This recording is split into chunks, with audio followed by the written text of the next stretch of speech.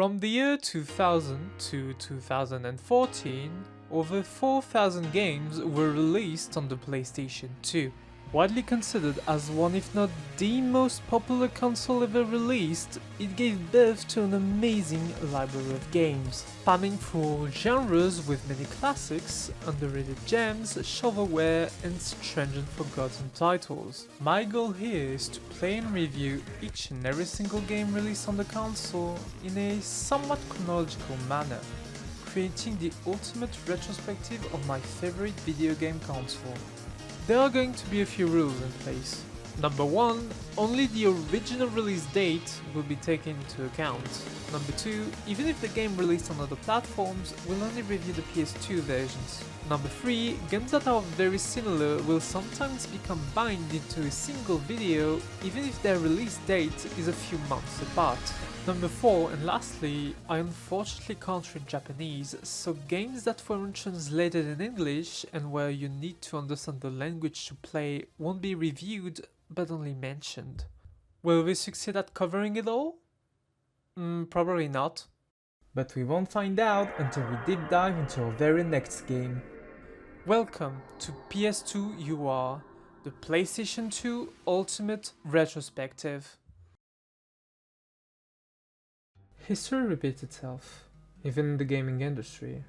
If you ask any modern gamer what they immediately think of when they hear the name From Software, you'll essentially get the names of a bunch of action RPGs, reputed to be difficult and frustrating, maybe even divisive, but which surprisingly managed to garner a large fan base. Before the days of Demon Souls and Dark Souls though, the same question would have had a slightly different answer. The name From Software was synonymous with action RPGs, reputed to be difficult, frustrating, and very divisive, but which surprisingly managed to garner a small fan base. As I said, slightly different. King's Field is a first-person action RPG that was released in December 1994, during the launch period of the PlayStation 1. It was a meh game, definitely a janky dungeon crawler that had some potential, thanks to a decent presentation and a good feel of exploration. With some more time and experience from the development team, it could have been better. And it did. King's Field 2 and 3 released later down the line, and severely improved on the formula. It was still janky, but with some patience and perseverance, you could learn to enjoy those games. From Software's RPGs at the time could all be described as you either love it or hate it. I definitely fit into the former category. Sure, it's slow and awkward, but King's Field is more than just an RPG. It's an aesthetic. Big and dark labyrinth, full of traps and gully-shaking foes ready to kill you at any instant. Unfriendly looking NPCs who barely want to talk to you. A soundtrack composed of ghostly choirs, accompanying subtle and tense melodies. And of course this oppressing sense of dread and loneliness that carries you across your journey. If you want to learn more about the King's Field games, I highly recommend you the series retrospective made by Majula if you haven't seen it. It's an amazing video that extensively covers all 4 main games and does justice to this overslept franchise. Now, why am I talking so much about King's Field when the topic of this video is supposed to be Eternal Ring? Well, after the success of the first 3 King's Field games, From Software decided to branch out with King's Field-like games. The first contender of this being Shadow Tower, that brought a creepier and more horrific take on the genre. Eternal Ring, as we now expect, is a King's Field-like RPG that was released in all regions as a launch title, combining King's Field gameplay with a more traditional fantasy setting, as well as an important focus on its magic system. Upon booting the game, you are welcomed with a decent enough opening, showing the protagonist getting attacked by a dragon. Immediately after that, you get some text introducing the plot.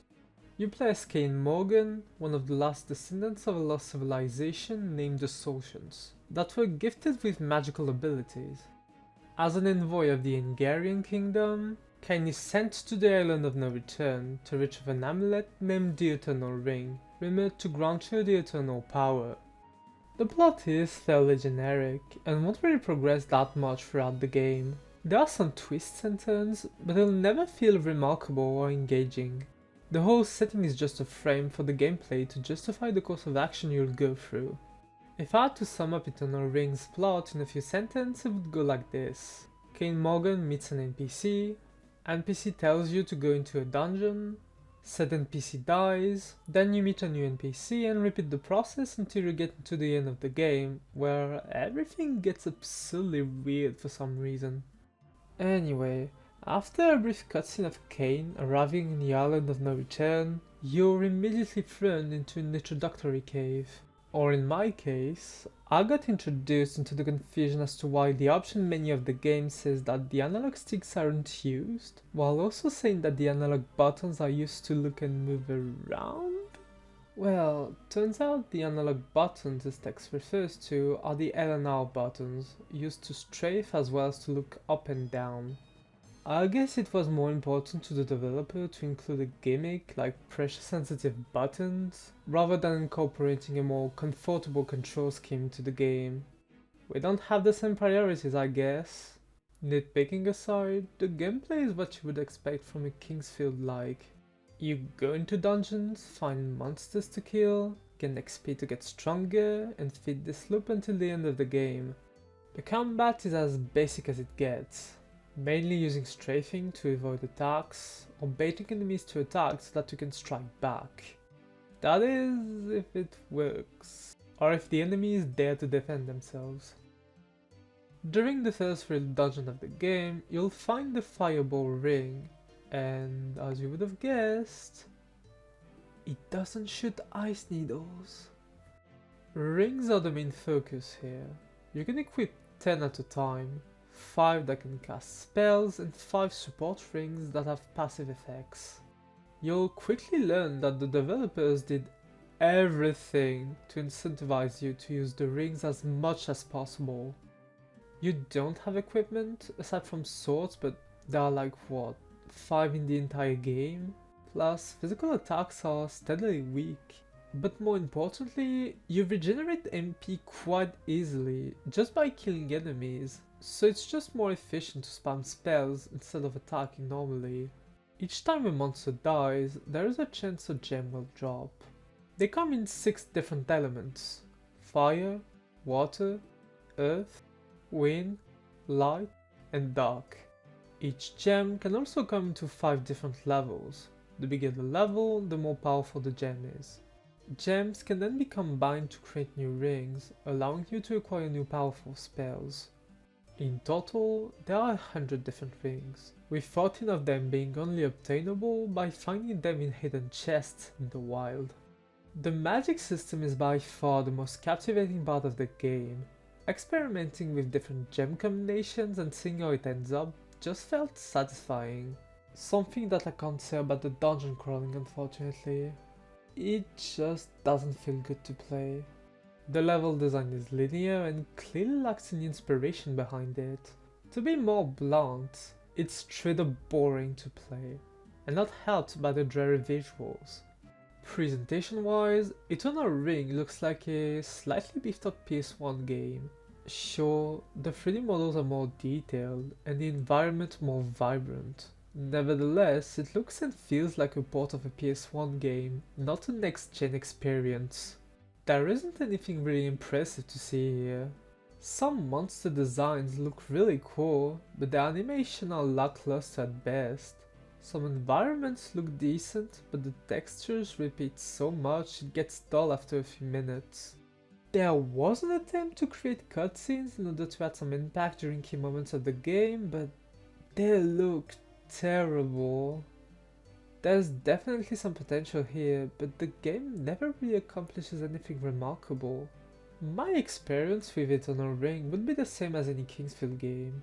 It started out negatively, with significant issues, but As I kept going, I progressively began to see aspects of the game that I truly enjoyed. The sound design is pretty good overall.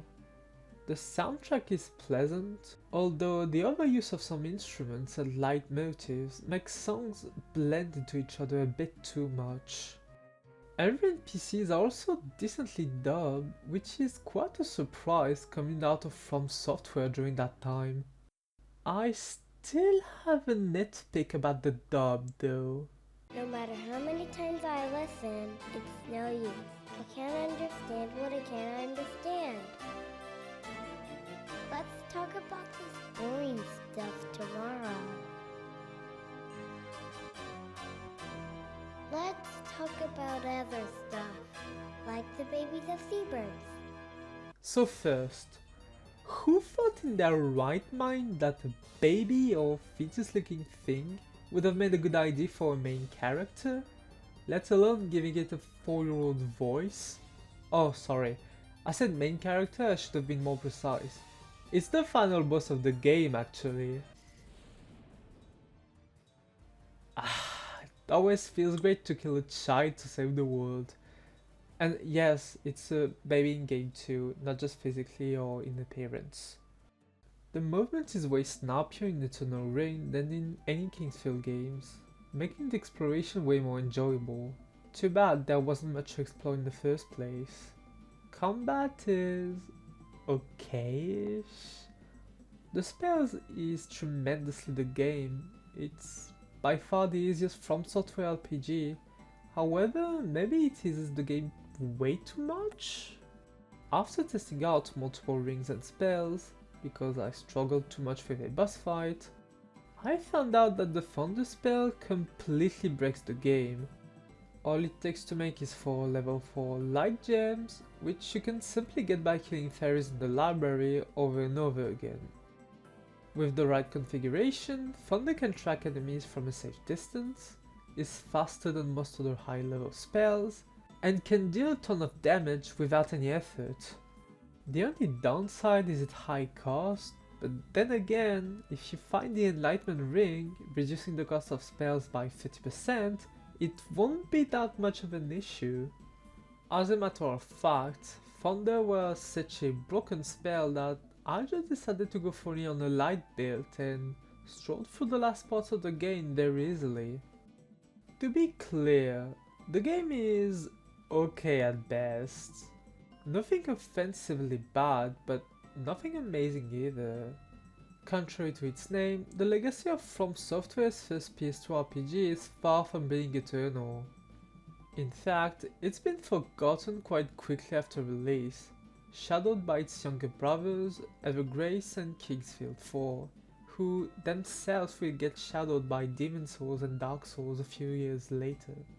The mere fact that during my research on the game, half the web pages I found were about Elden Ring says everything really. Would I recommend Eternal Ring? Nope. As a Kingsfield-like, it lacks any personality or distinctions. If anything, Eternal Ring looks more like a prototype of Kingsfield 4 rather than its own game. You'll have a more enjoyable time by playing other similar games, like the aforementioned Kingsfield 4 or Shadow Abyss Tower on the same console. And outside of the PS2, either Kingsfield 2 and 3 or the more recently released Lunacy would be a better option. Nonetheless, if you're a big fan of the genre and are looking for a new action RPG to play, maybe consider Eternal Ring then. Well, first consider any other From Software RPG and then consider Eternal Ring. That's gonna be all for today. I hope to see you in the next episode. Subscribe if you don't want to miss the next video, and give a like if you feel like doing it. See you soon, and take care of yourself.